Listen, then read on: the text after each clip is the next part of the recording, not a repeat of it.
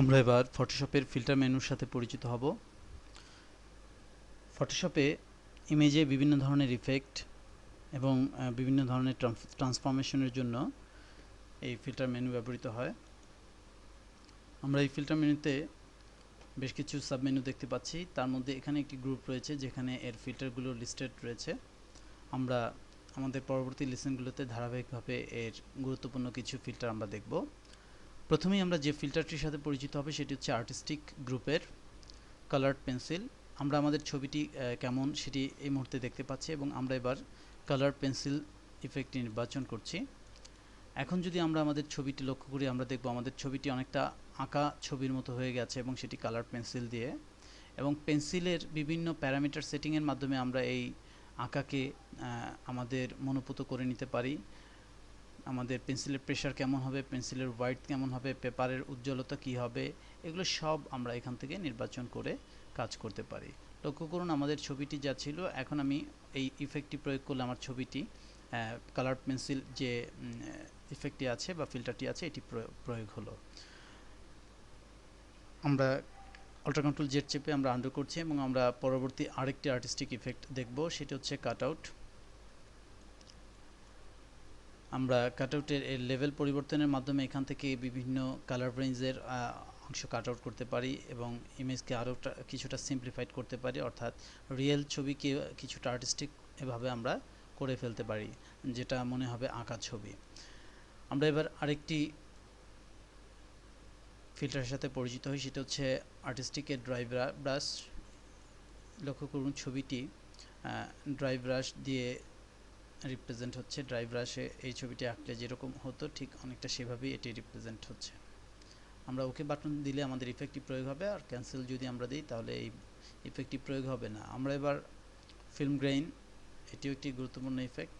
এটি দেখছি যে আমার এই মূল ছবির উপর একটি ফিল্ম গ্রেইনিং ইফেক্ট দিচ্ছে। আমি এটি বাড়াতে কমাতে পারি, এখানে হাইলাইট এরিয়া বাড়াতে কমাতে পারি যেটি, এবং ইন্টেন্সিটিও আমরা এখান থেকে নিয়ন্ত্রণ করতে পারি। আমরা আমাদের প্রয়োজন অনুযায়ী ইফেক্ট দিয়ে আমরা এটি অ্যাপ্লাই করতে পারি। যাই হোক, আমি এটিকেও অল্টার কন্ট্রোল জেড চেপে আন্ডু করছি এবং আমরা আর্টিস্টিকের পরবর্তী যে ইফেক্টটি আছে ফ্রেস্কো, সেখানে চলে যাচ্ছি। ফ্রেস্কো ইফেক্টটি আমরা এখানে দেখছি যে ব্রাশ সাইজটি একটু কমিয়ে বাড়িয়ে আমি একটু ইমেজটিকে ব্যালেন্স করে নিচ্ছি। আঁকা ছবি মনে হচ্ছে। এভাবে আমরা আর্টিস্টিক ইফেক্টগুলো মূলত এর উপর প্রয়োগ করতে পারি। আমরা আর্টিস্টিক গ্রুপে যদি দেখি, আরেকটি ইফেক্ট আছে নিয়ন গ্লো, যেটি নিয়ন গ্লো দিয়ে ইমেজকে রিপ্রেজেন্ট করে বিভিন্ন কালারের। আমরা কালারও ডিফাইন করে দিতে পারি যেটি মূলত কোন কালারের গ্লো দিয়ে এটিকে রিপ্রেজেন্ট করবে।